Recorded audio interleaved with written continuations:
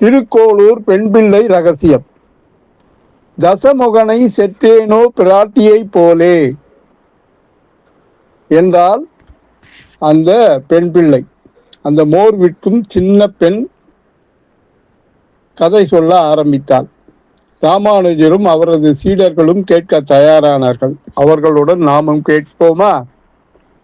இது ஒரு ராமாயண கதை என்றால் அந்த பெண். ஸ்ரீ ராமாயணம் என்றாலே சிறை இருந்தவளின் ஏற்றம் என்று பொருள். அவள்தான் சீதா பிராட்டி. செற்றேனோ என்றால் அழித்தேனோ என்று பொருள். சீதை சுயசக்தியால் தன் கற்பின் வலிமையால் ராவணனை எரித்து இருக்கலாம். ஆனால் தன் சக்தியை விட்டு ராமன் வந்து தன்னை காப்பாற்ற வேண்டும் என்று ராமனின் வரவுக்காக ராமநாமத்தை சொல்லி கொண்டிருந்தால் ராவணன் அவனை துன்புறுத்த வரும்போதெல்லாம் நல்ல வார்த்தைகள் சொல்லி அவனை திருத்த முயன்றான். அந்த பொறுமை எனக்கில்லை என்றால் திருக்கோளூர் பெண் பிள்ளை. தசமுகன் என்றால் 10 தலை ராவணனை குறிக்கும். தசம் என்றால் 10, முகன் என்றால் தலை, 10 தலை கொண்ட ராவணன். தசமுகன் என்பதற்கு இன்னொரு பொருள் உண்டு. கர்மேந்திரியங்கள் 5, ஞானேந்திரியங்கள் 5, இந்த 10 தான் தசமுகம். இப்படி இருக்கிறவன் தான் ராவணன். இந்த ராவணன் சீதா பிராட்டியை சூழ்ச்சி செய்து கவர்ந்து சென்று இலங்கை கொண்டு சென்றான். இலங்கை கொண்டு சென்று சீதையை இலங்கை தீவில் உள்ள ஒரு அழகிய அசோகவனத்தில் அரக்கியர்களிடையே சிறை வைத்தான். இந்த சீதையை பஞ்சவடியில் சீதையை காணாததால் ராமனும் லட்சுமணனும் காட்டில் அலைந்து திரிந்து அனுமனின் துணை கொண்டு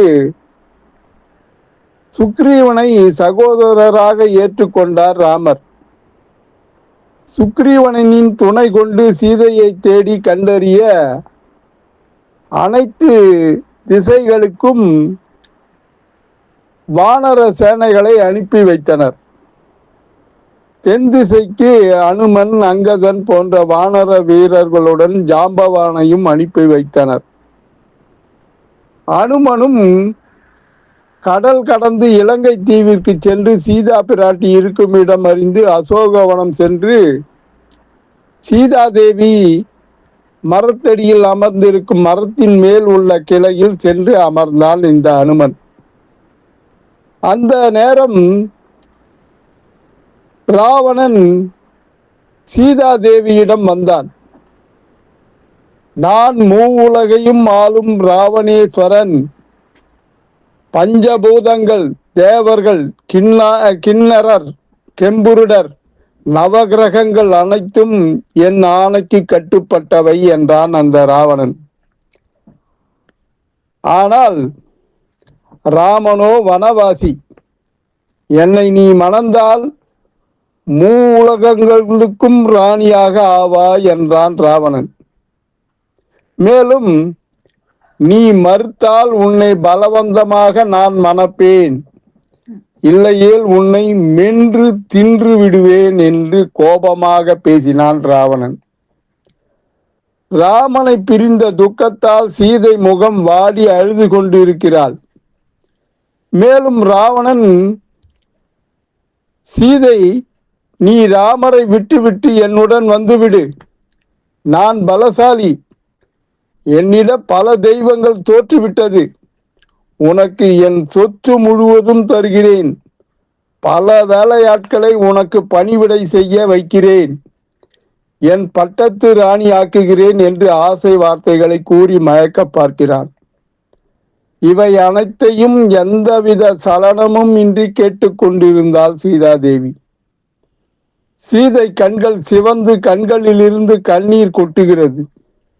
அப்போது ராவணனை பார்த்து கீழே கிடக்கும் ஒரு புல்லை எடுத்து அவன் முன்னே கிள்ளி போடுகிறாள். ஏன் தெரியுமா என்று அந்த பெண் பிள்ளை ராமானுஜரை பார்த்து கேட்கிறாள். ராமானுஜர் உடனே, பிள்ளாய், நீயே சொல்லு, உன் வார்த்தையில் கேட்கவே விரும்புகிறேன் என்றார் அந்த ராமானுஜர். உடனே அந்த சின்ன பெண் பிள்ளை தொடர்கிறாள். ராவணா, யாரு? சீதை சொல்கிறாள், ராவணா, நீ இந்த புல்லுக்கு சமமானவன். ராவணனை பாராமல், ராவணா, நீ இந்த புல்லுக்கு சமமானவன். இந்த புல் எவ்வளவு சீக்கிரம் அழியக்கூடியதோ அதே போல நீயும் அழிவாய் என்றாள் சீதா பிராட்டி. ராவணனுக்கு கோபம் வருகிறது. அப்போது சீதை கூறுகிறாள், உன்னை பார்த்து நான் பேசக்கூட தகுதியற்றவன் நீ. அதனால்தான் இந்த புல்லை பார்த்து பேசுகிறேன். கேள். ராவணனுக்கு மேலும் கோபம் கூடுகிறது. இந்த புல் உன்னை விட உயர்ந்தது. ஏன் தெரியுமா? இன்னொருவனின் மனைவி மீது இந்த புல் ஆசைப்படவில்லை. ராவணனுக்கு மேலும் கோபம் அதிகமாக கூடுகிறது. நீ பணம், ராணி என்று ஆசை காட்டுகிறாய். அவையெல்லாம் இந்த புல்லுக்கு சமம். ராவணனுக்கு கோபம் அதிகமாக போய் விடுகிறது, தலைக்கு ஏறி விடுகிறது. ராமர் இந்த புல்லை கிள்ளி எறிவது போல உன்னை கிள்ளி எறிய போகிறார் என்கிறாள் சீதா பிராட்டி. ராவணனுக்கு கோபத்தில் என்ன செய்வது என்றே தெரியவில்லை. சீதை தொடர்கிறாள், நானே என் சக்தியால் உன்னை எரிக்க முடியும். நானே என்னை காப்பாற்றிக் கொள்ள மாட்டேன். நீ திருந்துவாய் என்று நம்புகிறேன். என் கணவர் ராமர் இருக்கும்போது நான் அவரை மீறி உன்னை தண்டிக்க மாட்டேன். அவரே வந்து என்னை காப்பார் என்று எனக்கு முழு நம்பிக்கை இருக்கிறது என்றாள் சீதா பிராட்டி. இப்படியெல்லாம் சீதை ராவணனை வெறுத்து பேசினாள் என்று அந்த பெண் பிள்ளை சொன்னபோது ராமானுஜர் ஆழ்ந்த சிந்தனையுடன், அருமையாக சொல்கிறாய் பெண்ணே. ராமர் இந்த புல்லை கிள்ளி எறிவது போல உன்னை கிள்ளி எறிய போகிறார் என்று நீ சொன்னபோது எனக்கு ஆண்டாள் தான் நினைவுக்கு வந்தாள் என்றார் ராமானுஜர். சாமி, அது என்ன? ஏன் என்று சொல்ல முடியுமா? ஆண்டாள் ஏன் புல்லை கிள்ளி போட்டாள்? ஆண்டாள் திருப்பாவையில் பொல்லா அரக்கனையும் கிள்ளி களைந்தானை என்கிறாள். அதுதான் என் நினைவுக்கு வந்தது என்கிறார் ராமானுஜர். மேலும் அந்த சின்ன பெண் தொடர்ந்தாள். சீதா பிராட்டி ராவணனை பார்த்து, இந்த புல்லை உனக்கு உதாரணமாக தெரிவிக்கிறேன். எனது ராமர் இலங்கைக்கு வந்து உன்னையும் அழித்து என்னையும் அழைத்து செல்வார் என மிக சாதாரணமாக கூறினாள். சீதா பிராட்டி எப்படியும் ஸ்ரீராமர் வந்து என்னை காப்பாற்றி அழைத்து செல்வார் என்கிற நம்பிக்கையில் ராமநாமத்தை இடைவிடாது உச்சரித்து கொண்டிருந்தார். இந்த செயலை கண்ட அனுமன் ஜெய் ஸ்ரீராம் என தொடர்ந்து உச்சரித்து கொண்டிருந்தார். இதனை கேட்ட சீதை, இதுவும் ராவணனின் மாயையாக இருக்குமோ என எண்ணினார். மரக்கிளையில் இல்லாமல் இருந்த அந்த அனுமன் ஜெய் ஸ்ரீராம் என உச்சரித்து கொண்டே சீதையின் முன் குதித்தான். சீதா தேவி அனுமனை கண்டு சந்தேகித்ததால் அனுமன் விவரத்தை கூறி தன்னிடம் இருந்த கணையாழியை கொடுத்தான். ராமர் கொடுத்த கணையாழியை கொடுத்தான். அதனை பெற்றுக்கொண்ட சீதா பிராட்டி ராமரையே நேரில் பார்த்ததாக கண்ணீர் விட்டாள். சிறிது நேர மௌனத்திற்கு பின் ராமரின் நலனை விசாரித்த சீதா தேவி தன்னிடம் உள்ள சூடாமணியை அனுமனிடம் கொடுத்து அனுப்பினார். அனுமனும் இலங்கையில் விபீஷணன் மாளிகையையும் சீதாதேவி இருக்கும் இந்த அசோகவனத்தையும் தவிர்த்து மற்ற இடங்களை தீக்கிரையாக்கினான். பின் சீதாதேவியிடம் வந்து விடை பெற்றான். அச்சமயம் சீதா அனுமனிடம் கூறியதாவது, இன்றிலிருந்து 30 நாட்களுக்குள் ராமர் என்னை வந்து மீட்கவில்லை எனில் நான் உயிர் துறப்பேன் என ராமரிடம் தெரிவிக்குமாறு சீதா பிராட்டி அனுமனிடம் கூறினாள். அனுமன் யோசித்தான். நான் இலங்கையிலிருந்து கடல் கடந்து வானர வீரர்களை அழைத்துக் கொண்டு கிஷ்கிந்தையில் இருக்கும் ராமரிடம் சென்று விவரம் தெரிவித்து அவர் வானர வீரர்களுடன் எப்போது இலங்கை வந்து ராவணனை வென்று சீதா மாதாவை அழைத்து செல்வது? தம்மை போல் அனைவராலும் இலங்கைக்கு பறந்து சென்று வர முடியாதே, பறந்து செல்ல இயலாதே என எண்ணியவனுக்கு ஒரு யோசனை தோன்றியது. அதை சீதாதேவியிடம் தெரிவித்தான். மாதா, ஏன் 30 நாட்கள் என கெடு விதிக்கிறீர்கள்? இப்போதே என் முதுகின் மீது ஏறி அமர்ந்து கொள்ளுங்கள். நொடி பொழுதில் உங்களை ராமரிடம் சேர்த்து விடுகிறேன் என்றான் அனுமன். சீதை இதை மறுத்தாள். ஏன் என வினவினான் அனுமன். நான் பரபுருஷரை தொடமாட்டேன் என்றாள். உடனே அனுமன், தாங்களோ அனைத்துலகையும் தன் வயிற்றில் வைத்து காத்து ரட்சிக்கும் பரந்தாமனின் மனைவி. தாங்கள்தான் எங்கள் அனைவருக்கும் தாய்.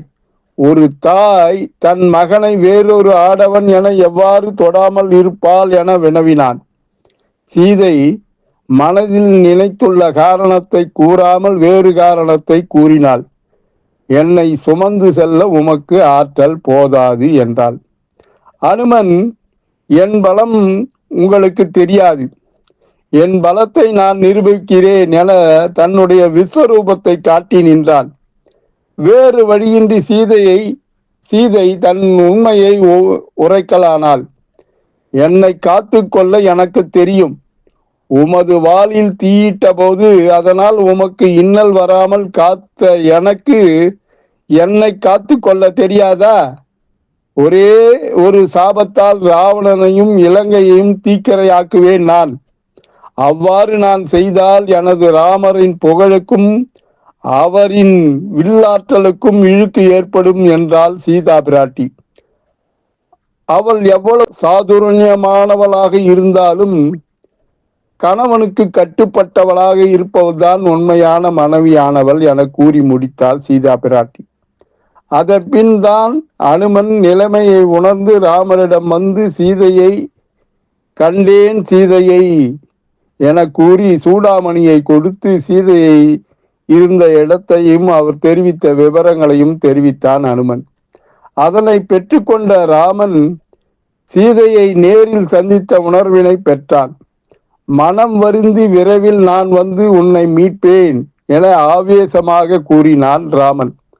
நலன் நீலன் உதவியுடன் வானர வீரர்களின் துணை கொண்டு கடலில் பாலம் அமைத்து அனைவரையும் இலங்கைக்கு அழைத்து சென்று ராவணனால் புறக்கணிக்கப்பட்ட ராமரிடம் தஞ்சம் புகுந்த அவனின் இளைய சகோதரரான விபீஷ்ணனின் ஆலோசனைப்படி வானர சேனைகளின் உதவியுடன் போரிட்டு ராமரும் லட்சுமணரும் இணைந்து மேகநாதன், கும்பகர்ணன் போன்ற மாவீரர்களையும் ராவணனின் பெரும்படைகளையும் மண்ணில் சாய்த்தனர். அனுமனின் துணை கொண்டு ராவணனின் ஒவ்வொரு தலைகளையும் கிள்ளி எறிந்த ராமன் முடிவில் ராவணனையும் மாய்த்தார். சீதையை சிறைமீட்டு அயோத்திக்கு அழைத்து சென்றார். ஆனால் சீதா பிராட்டியோ அமைதியாக அசோகவனத்தில் 10 மாதங்கள் சிறையில் இருந்து ராம நாமத்தை உச்சரித்து வெற்றி கொண்டார். திருக்கோளூர் பெண் பிள்ளை சுவாமி ராமானுஜரை வணங்கி, சாமி நான் கிளம்புகிறேன் என்றாள். ராமானுஜர், குழந்தாய், ஏன் போக வேண்டும் என்று அடம் பிடிக்கிறாய்? வீட்டில் பூச்சிகள் விளக்கில் தானாக விழுந்து செத்து போகிறது. அதுபோல ஆசைகளை நோக்கி நாம் செல்கிறோம். ஆனால் சீதையை பாருங்கள், பல ஆசைகளை காட்டியும் ராமரே எனக்கு எல்லாம் என்று இருந்தால் அதுபோல என்னால் இருக்க முடியவில்லையே. ராவணன் கெட்டவன், அதனால் சீதை போகவில்லை என்றார் ராமானுஜர். அதற்கு அந்த பெண், சாமி உங்களுக்கு தெரியாதது இல்லை. அனுமார் சீதையை கூப்பிட்ட போதும் ராமர் வந்து காக்க வேண்டும் என்று அனுமாரையும் திருப்பி அனுப்பிவிட்டாள் சீதை. அந்த மாதிரி எனக்கு மனோதிடம் இல்லையே சாமி என்றாள் அந்த பெண் பிள்ளை. தசமுகனை செற்றேனோ பிராட்டியை போலே என்றேன். இதன் பொருள் என்னவென்றால் சீதையை போல ராவணனை கொன்றேனோ என்பதுதான் அது என்றாள். சீதா பிராட்டி ராவணனை நேரடியாக கொல்லவில்லை என்றாலும் தனது கற்பு, பொறுமை, பக்தி ஆகியவற்றால் ராவணனின் ஆணவத்தை, அகங்காரத்தை அழித்தாள். அதுபோல நானும் என் மனதில் உள்ள தீய எண்ணங்களை அழித்தேனா என்று ராமானுஜரிடம் கேள்வி கேட்கிறாள் அந்த பெண் பிள்ளை. நன்றாக பேசி சமாளிக்கிறாய் அம்மா என்றார் ராமானுஜர். மேலும் அந்த பெண் தொடர்ந்தாள். சீதையை போல் வைத்தியமாநிதி பெருமான் தான் என்னை ரட்சிப்பவன் என்கிற நம்பிக்கையுடன் இருக்கிறேனா? பகவானிடம் மீது பக்தியும் ஞானமும் இல்லாத நான் இவ்வூரில் வாழும் தகுதியற்றவள். எனவே நான் புறப்படுகிறேன் என்றாள்.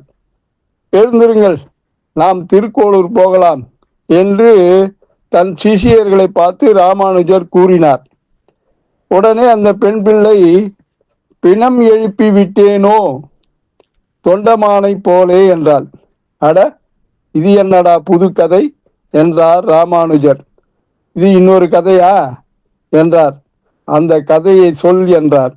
ராமானுஜருடன் சேர்ந்து நாமும் நாளை அந்த கதையை கேட்போமா? திருக்கோளூர் பெண் பிள்ளை ரகசியம் தொடரும். அன்புடன் எம் தணிகானந்தம், சேந்தமங்கலம்.